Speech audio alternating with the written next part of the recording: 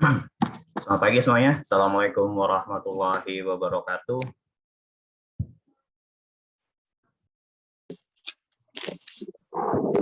Warahmatullahi wabarakatuh.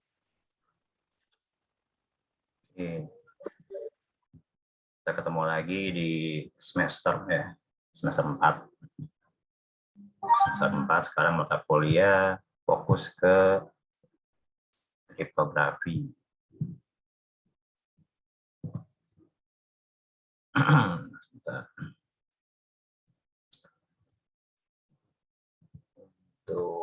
Sebentar.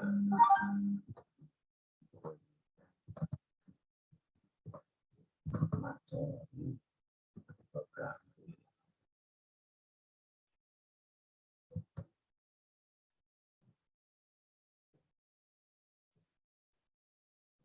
Oke, berarti kita hanya ada 6 orang ya. Untuk informatika jurusannya sekarang posisi ada 6 orang 1, 5, 4.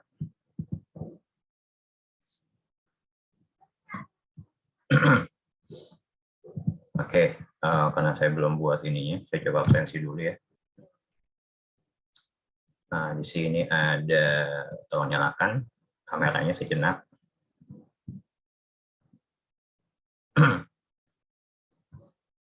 Aldi Setiawan di sini. Aldi Setiawan. Oke, ada yang belum join, ada Nurul Fauzia. Sorry, maaf. Kayaknya salah ini saya. Salah absensi. Itu kelas karyawan. Materi fotografi.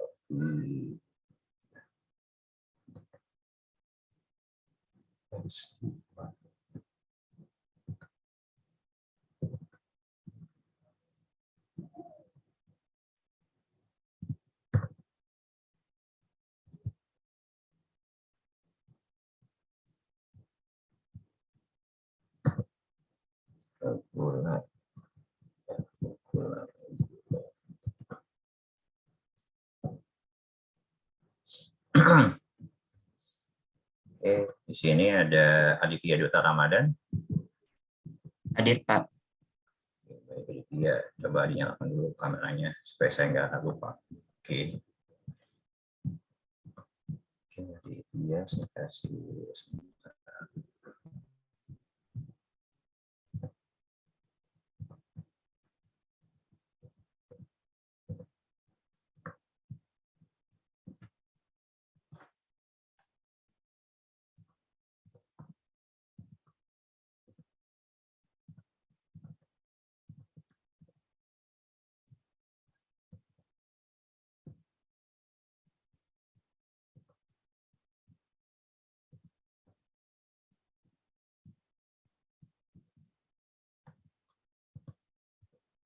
Ramadan, hadir. Dimas Saiful Aziz. Dimas. Oke, Dimas ini kalian sebentar, saya coba lihat sebelumnya. Dimas ini udah nggak pernah join lagi ya? Ada yang tahu? Maksudnya udah nggak lanjut lagi ya? Nggak ada, Pak. Kurang ada info. Izin, Pak. Dimas Saiful Aziz ya, Pak? Iya. Izin ya? Itu kalau nggak salah dari semester lalu, beliaunya emang udah enggak ya? masuk, Pak. Iya. Oke. Iya sih, saya lihat nilainya juga memang kosong semua sih. Dimas, karena antara cuti entah ini sih. Kan namanya masih ada gitu, jadi saya kasih tanda merah dulu. Oke. Ada Erlan di sini, sudah join. Sakit ya, Pak?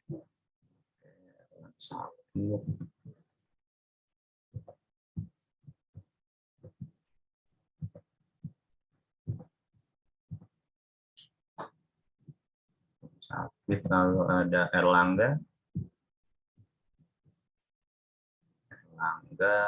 Erlangga ini kemarin IHSG juga belum tuh. Erlangga nggak ada ya? Saya belum buat ini sih. Ada Graceberg. Graceberg juga belum join. Ada yang tahu Graceberg ada orangnya ada nggak ya?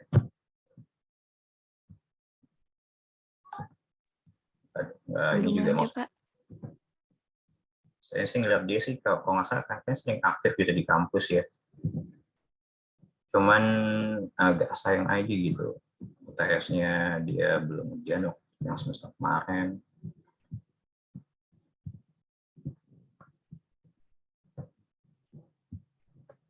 Kartika Widyadi Budiman. Hadir, Pak. Cek kameranya Kartika. Saya ini yang ingat ini cuman Osama, Erlan. Oke, baik. Terima kasih. Wahyu yang sering nyalain. Laude Muhammad Osama Abdillah. Oke, baik. Terima kasih. Ada Muhammad Fahrul.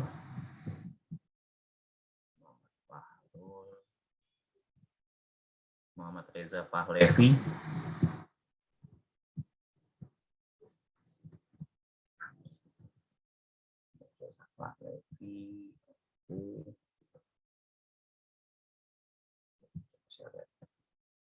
Kalau tuh ada bagus Reza Pahlevi ini.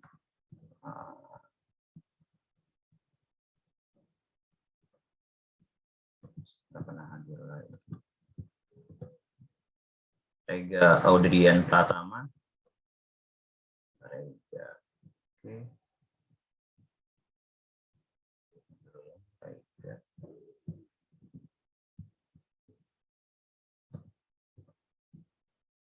Juga sama. Lalu kita masuk ke Rio Riansyah. Hadir, Pak. Oke, baik Rio.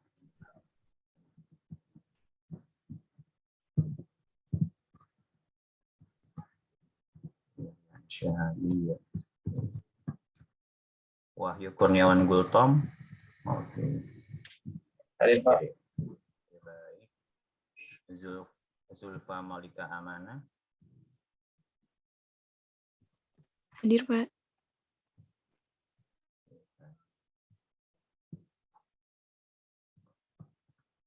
Oke, terima kasih.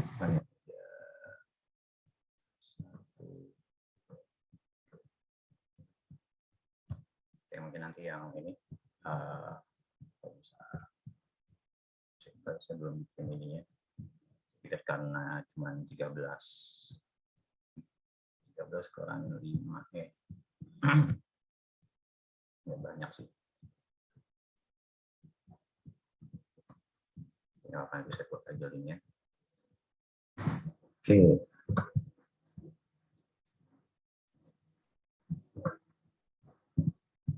Nah, saya belum masukin gambar bukunya.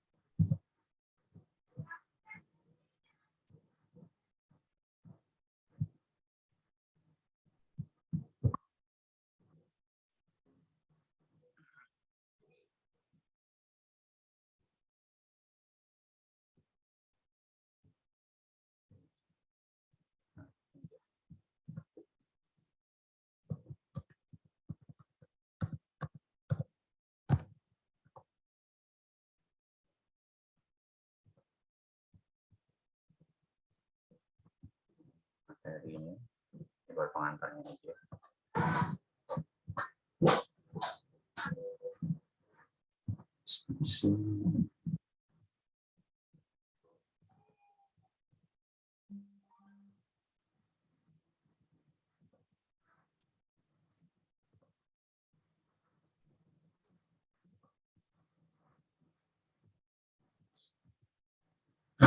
Nah, ini materinya.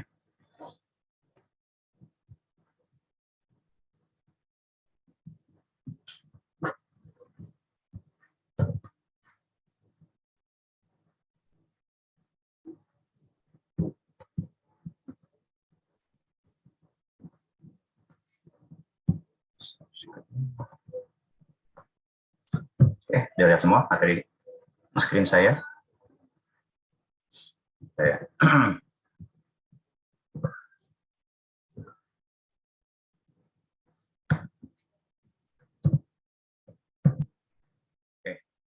Jadi semester ini kita akan belajar fotografi untuk lebih mendalam yang sebelumnya mungkin kita udah pernah pelajari di matematika diskrit ya.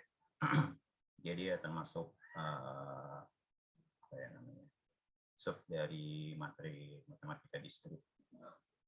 Dan kita juga akan pelajari yang apa namanya matematik, notasi matematiknya.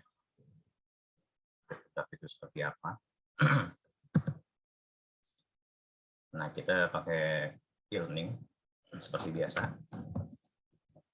Untuk yang open course-nya belum ya. Nah, ini buku yang kita pakai dengan punya Renaldi Munin. Ini dosen ITB kalau nggak tahu saya lihat ini dari apa namanya biografinya. Kalian bisa beli di toko hijau atau toko merah ya, atau yang orange juga bisa. Bisa cari harga paling kompetitif yang mana. Oke, ini yang apa namanya presentasi. Saya nggak bosan-bosan ngingetin. Ada UAS, UTS, kehadiran dan tugas. UTS 15%, ini lumayan. Ada tugas 30%, ada UTS 25% dan UAS 30%. Ini range nilainya. Dan ini simulasinya. Jadi gini, contohnya. Yang sebelum-sebelumnya sih, ini bagi yang jarang-jarang ngumpulin tugas. Sangat-sangat disayangkan sebenarnya. Kadang saya ngeliatnya agak-agak kasihan. Contoh gitu ya, ada UTS, UAS, dia udah bagus-bagus tuh. Kalau saya kadang lihat tes UAS-nya bagus nih. Kenapa tugas prakteknya nggak dikumpulin dan ini presensinya juga bagus gitu. Itu yang agak-agak apa sih namanya sangat-sangat disayangkan. Jadi percuma UTS UAS-nya bagus, tapi ketika tugasnya benar-benar dikerjain hasilnya ya C+ gitu. Padahal paling nggak kalau kalian ngerjainnya sebentar. Akhirnya contoh lah 50 ya. Bisa dapat A. Kalau misalnya ada 2 tugas, kalian ngerjain 1 tugas, dia tetap masih dapat A gitu kan. Kalau 50% kan dibagi 2 kan. Kalau misalkan ada cuma hanya 25 gitu kan, ada 4 tugas. Jadi ya saya ingatkan kembali, jangan lupa dicek tugasnya. Tugas tuh ngeceknya sebenarnya tinggal kalian lihat di e-learning-nya. Kalau di learning-nya kalian udah pernah submit, pasti saya isi gitu ya. Saya kasih nilai gitu. Tapi kalau nggak ada, ya berarti nggak ada gitu. Apa di sini kalian kalau seandainya submit bisa ngeliat nggak itu sudah submit atau belum di e-learning? Soalnya waktu itu saya pernah kemarin saya email ke semuanya, email di mana di e-learning, dan coba dicek kembali beberapa yang sebenarnya masih belum ngumpulin, bukan ngumpulin sih dalam arti memang akhirnya nilainya kurang karena dia nggak ngumpulin tugas. Kalau memang itu benar-benar Gmail-nya nggak apa-apa, tapi kalau yang emailnya sudah terganti silahkan diganti. Kadang saya suka info ke situ gitu untuk yang belum. Dan dulu sih semuanya sekaligus sih, karena mungkin kalau kemarin karena saya ngajar 3 kelas jadi semuanya, tapi kalau yang untuk yang ini mungkin saya bisa pilih-pilih sih. bisa pilih-pilih itunya. Jadi saya ingat kembali, jangan lupa tugasnya dan tugasnya. Kalau ada ini bisa hubungi saya kalau ada misalkan ada yang mau ditanya masalah nilai. Oke.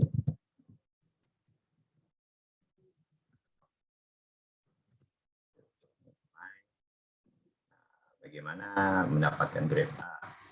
Ya, kurang lebih sama. Kalian tinggal buat buku, atau kalian buat buku, sebenarnya buku bisa kalian ambil dari 3 source gitu ya. Misalnya Munir, ada lagi kriptografi dengan MATLAB, ada lagi kriptografi dengan Python. Itu kalau kalian kolaborasi jadi satu, dapat 200 lembar, nah akan dapat A. Ya. Dan itu pun bisa dikalian buat ke skripsi kalian juga.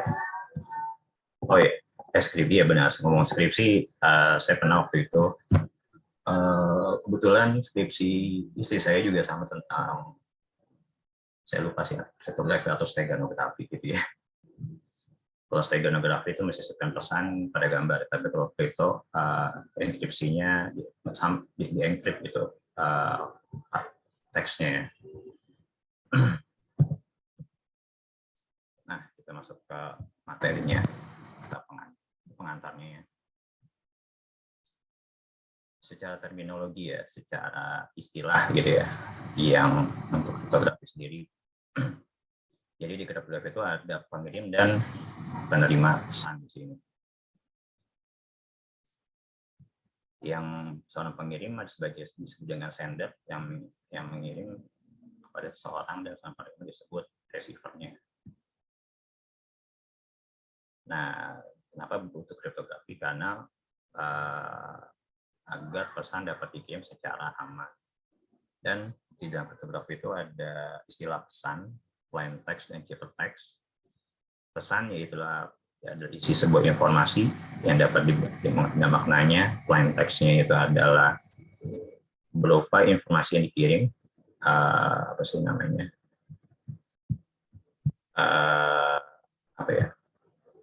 yang belum di plain text itu yang belum di encrypt ya, masih dapat dibaca gitu.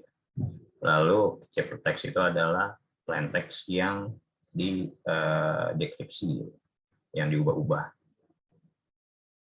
Nah, di sini juga pesan dapat berupa data atau informasi yang dikirim melalui kurir, saluran komunikasi, data dan sebagainya, atau yang disimpan dalam media rekaman, storage, dan lain sebagainya. Dan ciphertext harus dapat ditransformasi kembali menjadi plain text. Nah, ini contohnya seperti ini. Plain text-nya uang disimpan di balik buku X. Nah, ketika dibentuk ciphertext-nya adalah C, N, J, dan K, L, O, P, P besar, hashtag, delta, dolar, dan sebagainya. Nah, prosesnya gimana? Prosesnya adalah ketika sebuah pesan yang akan dikirim, ini namanya disebut plain text, lalu dienkripsi, dia menjadi teks yang tidak dapat dibaca maknanya, lalu didekripsikan kembali menjadi plain text semula, jadi dapat dibaca. Nah, yang proses menjadikan plain text disebut enskripsi, dan proses untuk membalikan ciphertext menjadi plain text disebut dekripsi ya. Encryption atau decryption. Nah, kriptografi. Nah, kriptografi di sini mempunyai arti adalah ilmu sekaligus ini untuk menjaga keamanan pesan menurut Sneyer 96. Dan praktisi kriptografi disebut cryptographer. Algoritma kriptografi dan kunci. Nah, algoritma kriptografi adalah aturan untuk encipering dan deciphering, sama sih, enskripsi dan deskripsi. Dan kunci adalah parameter digunakan untuk transformasi encipering dan deciphering. dan fungsi matematika yang digunakan untuk enkripsi dan deskripsi.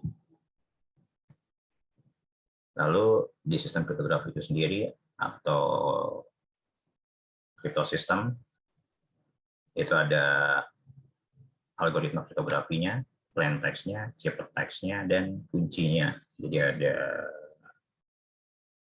1, 2, 3, 4, ada 4.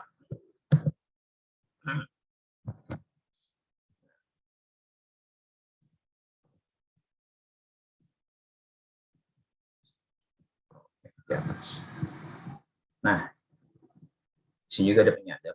Penyadap dalam kriptografi disebut phase dropper ya, atau seorang mencoba menangkap pesan selama ditransmisikan. Namanya ada enemy, adversary, intruder, interceptor, atau juga disebut dengan bad guy.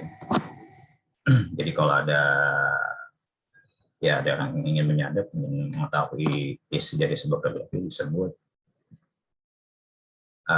phase dropper, ataupun ya 5 istilah ini, enemy, kemudian si enemy, musuh ya. Nah, kriptalis dan kriptografi. Kriptalis ini adalah ilmu dan seninya memecahkan ciphertext menjadi plain text tanpa mengetahui kunci yang diberikan. Pelakuan disebut kriptalis. Kriptologi adalah studi mengenai kriptografi dan kriptanalis. Nah, persamaannya apa nih? Dulunya sama-sama diterjemahkan ciphertext menjadi plain text. Perbedaannya apa? Kriptografer bekerja atas legitimasi pengirim atau penerima pesan, kalau kriptalis bekerja atas nama penyadap yang tidak berhak. Nah, sejarahnya ya mungkin benar. Di sini sudah lama digunakan oleh tentara Sparta di Yunani pada permulaan tahun 400 sebelum Masehi. Mereka menggunakan alat namanya skytail ya. Pipa panjang dari daun papyrus atau sebatang silinder ya. Pesan ditulis horizontal, baris berbaris. Bila pita dilepaskan, maka huruf di dalamnya telah tersusun membentuk pesan rahasia. Untuk membaca pesan, penerima melihatkan kembali silinder yang diameternya sama dengan diameter silinder pengirim. Nah, pengaplikasiannya aplikasi kriptografi pengirim data melalui saluran komunikasi atau penyimpan data di dalam storage, yang mana data ditransmisikan dalam bentuk ciphertext di tempat penerima ciphertext yang dikembalikan lagi menjadi plain text. Nah, data di dalam media atau komputer seperti hadis simpan dalam bentuk ciphertext, dibaca hanya orang yang berhak yang dapat mengembalikan sebagai plain text. Kalau seperti Windows ya, Windows itu ada namanya BitLocker kan. Mirip-mirip sih, walaupun bukan ini yang cuman kalau BitLocker ini lebih bitnya dikunci gitu. Kalau kriptografi ini kan diacak seperti itu. Jadi kalau BitLocker fungsinya ya bitnya itu dikunci supaya tidak dapat dibaca. Nah, contohnya ini ada dokumen plain text-nya seperti ini. Lalu ketika jadi ciphertext-nya adalah bentuknya seperti ini. Ketika saya berjalan di pantai, saya menemukan banyak sekali kepiting yang menangkap di laut. Mereka adalah anak-anak kepiting melintas dari dalam pasir. Lalu mereka mengatakan bahwa laut adalah tempat kehidupan mereka. Nah, ketika di ini kembali lagi seperti awal. Nah, ini juga ada dokumen gambar, plain text adalah gambar seperti ini. Dan ketika dikriptokan, nah, apa nih, banyak semut ya, bercak. Jadi nggak berurutan. Nah, kalau ini ada yang tahu kenapa gambarnya abu-abu?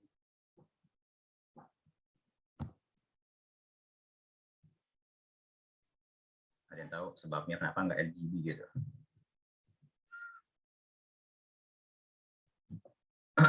Jadi kenapa nggak RGB, lebih ke black and white? Karena secara dimensi dia lebih mudah dan lebih lebih sedikit array-nya. Jadi kalau misalnya DB otomatis ada tiga dimensi ya, red, blue, green gitu kan. Jadi otomatis ada 3 dimensi yang perlu diacak. Nah ini untuk mempermudahnya adalah dibuat jadi 2 warna, black and white seperti itu.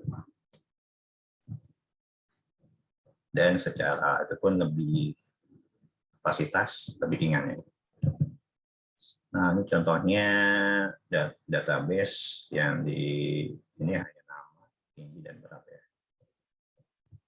Seperti ini kita teks, plain teksnya.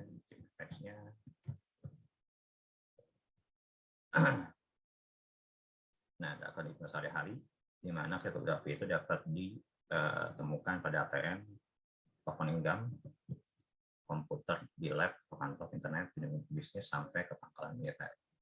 Kalau dulu teman saya dia pernah buat juga waktu deskripsinya dia waktu saya satu. Itu dia buat SMS kalau nggak salah. SMS berbasis Android yang dikriptografikan gitu ya. Nah itu bisa kalian juga coba untuk buat kalau kalian mau bikin skripsi tentang kriptografi seperti itu. Kalau kalian buat bukunya aja ya pas daripada pusing-pusing bikin itu juga bisa sih. Seperti itu.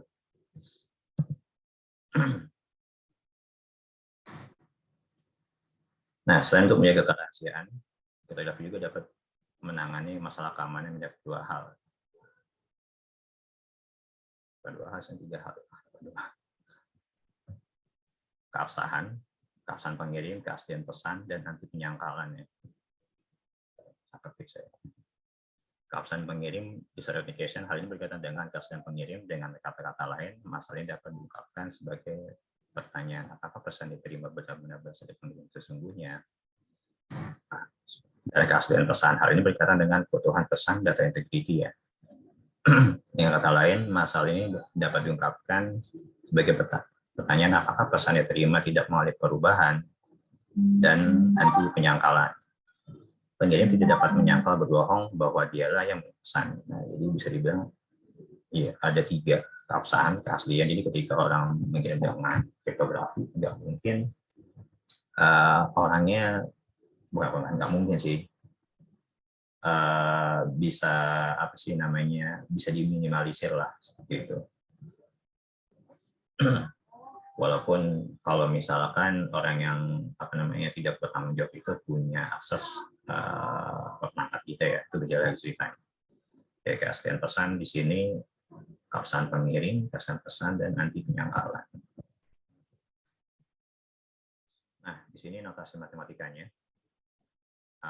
C sama dengan ciphertext dan P adalah plain text ya. Yang mana fungsi enkripsi memetakan P ke C. Nah, E dalam kurung P sama dengan C, dan ketika deskripsinya adalah DC sama dengan P. Nah, karena proses enkripsi kemudian sistem kata awal, maka kesamaan berikut sebenarnya di mana di mana D dalam kurung E di dalam kurung P sama dengan P. Dan kekuatan algoritma kriptografi juga dari banyaknya kajian yang utama untuk memecahkan data ciphertext menjadi plain text. Kajian ini dapat ekivalen dengan waktu. Nah, semakin banyak perusahaan yang diperlukan, berarti semakin lama juga waktu yang dibutuhkan, maka semakin kuat algoritma kriptografinya. Jadi si kriptografi itu semakin rumit, dia semakin kuat ya, semakin tinggi ininya.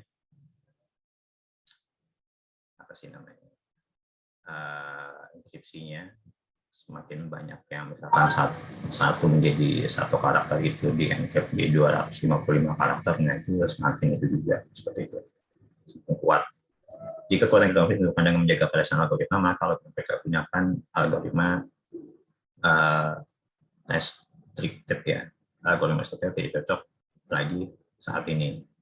Pada sistem kriptografi modern, kekuatan kriptografi tetap pada kunci yang berupa deretan karakter atau bilang bulat menjaga kerahasiaannya.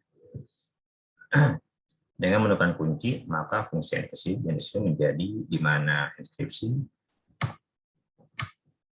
EK dalam kurung P sama dengan si Dika dalam kurung C sama dengan P. Dan kedua fungsi memenuhi di mana DK dalam kurung EKP sama dengan P.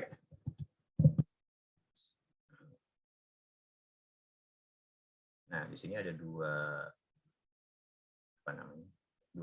kategori kunci, simetris dan non simetris ya.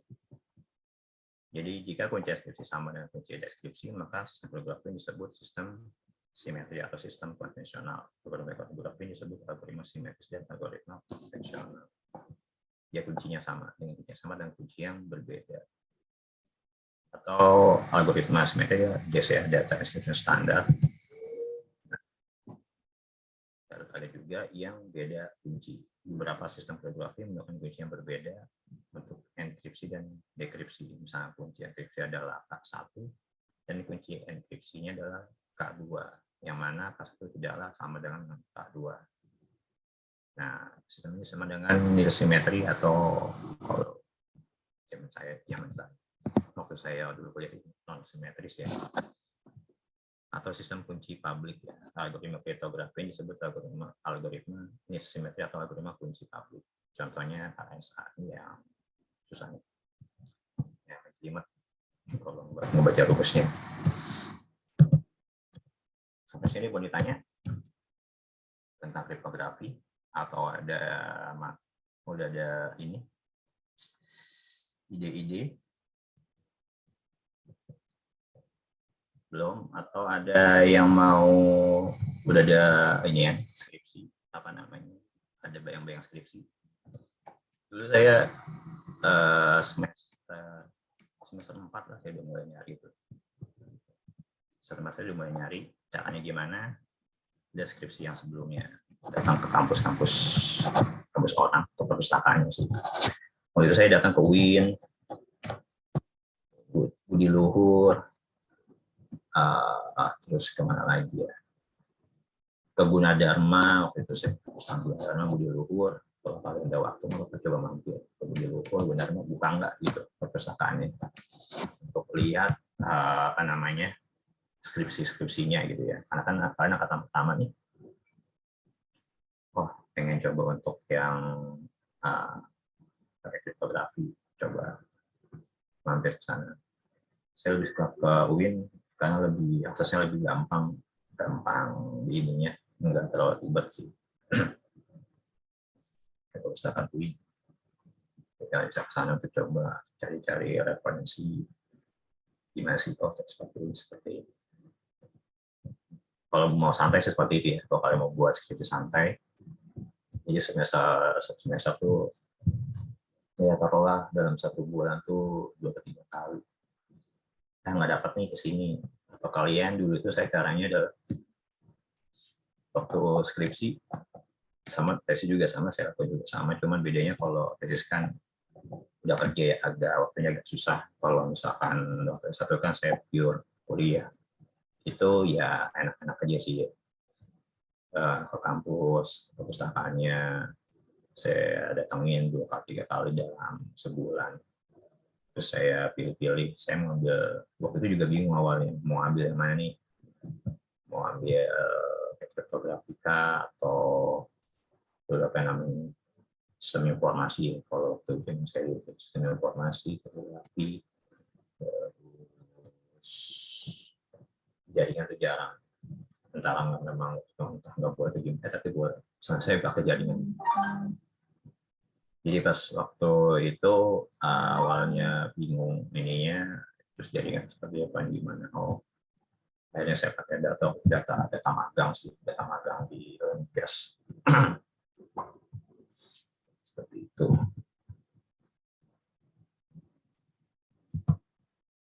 Gimana? Ada yang mau ditanya? Atau sudah di-join kembali?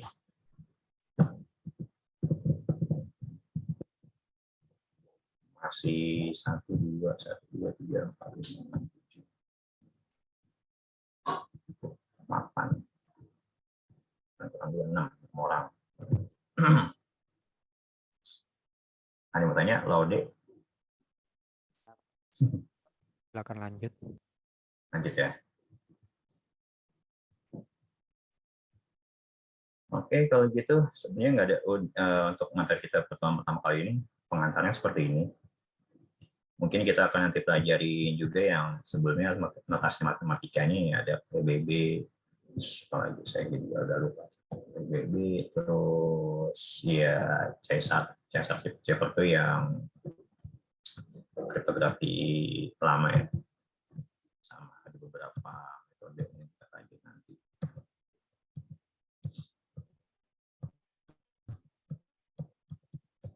Oke, kalau gitu, kalau nggak ada, boleh kita bagiannya selesai. Yang berarti nggak sampai saat ini belum ada yang join kembali. Mana orang Carolan sakit. Oke, saya tutup perkuliahan kita pada pagi hari ini. Kalau seperti itu, wassalamualaikum warahmatullahi wabarakatuh. Waalaikumsalam warahmatullahi wabarakatuh. Terima kasih, Pak.